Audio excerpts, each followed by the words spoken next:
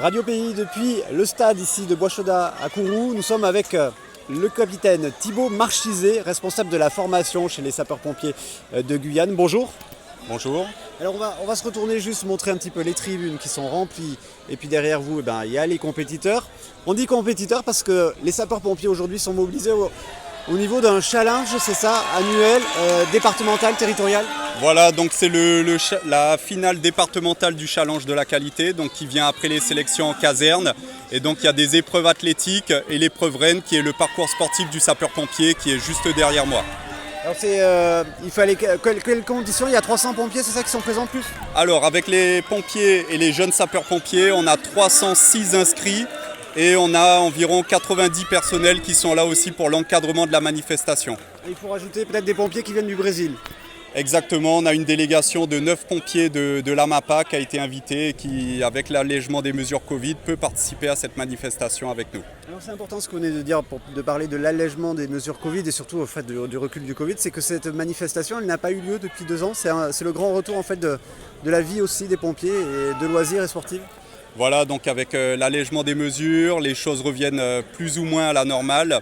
Et en 2020-2021, on n'a pas été en mesure d'organiser cette manifestation, tout comme au niveau national.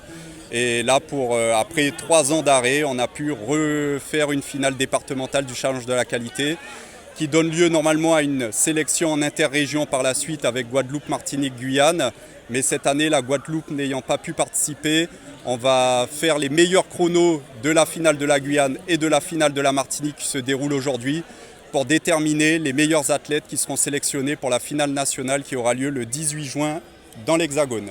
Alors elle aura lieu avec des athlètes et comme vous venez de dire, en fait, c'est que certes c'est une compétition sportive aussi dans la bonne humeur, mais il y a quand même un enjeu derrière.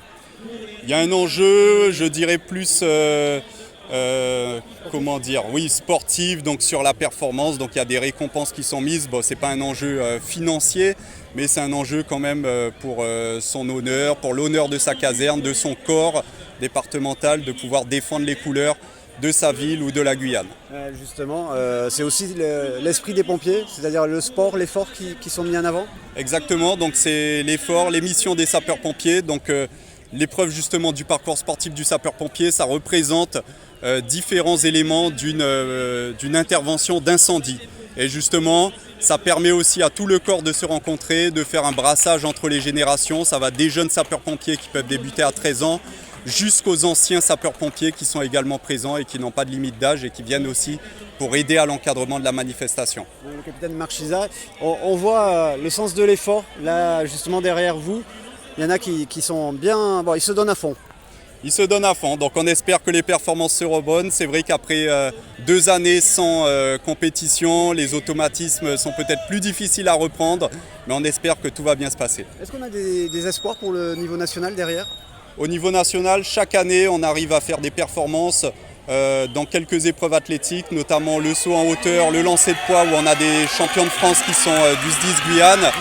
Et on est souvent bien placé dans l'épreuve du parcours sportif du sapeur-pompier. Juste derrière vous, on se tourne parce qu'on a entendu du bruit, mais c'est la course, c'est laquelle celle-ci? Ça, c'est le 100 mètres.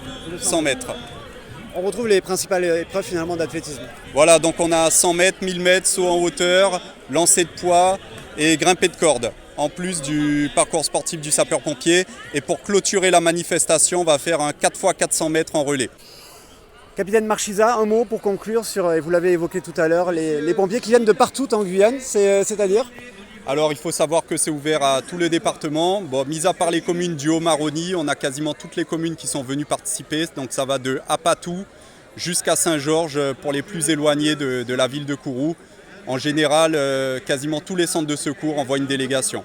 Après, sur les délégations, il y en a des plus ou moins nombreuses, puisqu'en Guyane, il y a 7 casernes qui possèdent une section de JSP. Et en général, quand on a une section de JSP dans sa caserne, ça augmente largement le nombre de participants. Il y a Rémire, il y a Cayenne, il y a Kourou, il y a Saint-Laurent.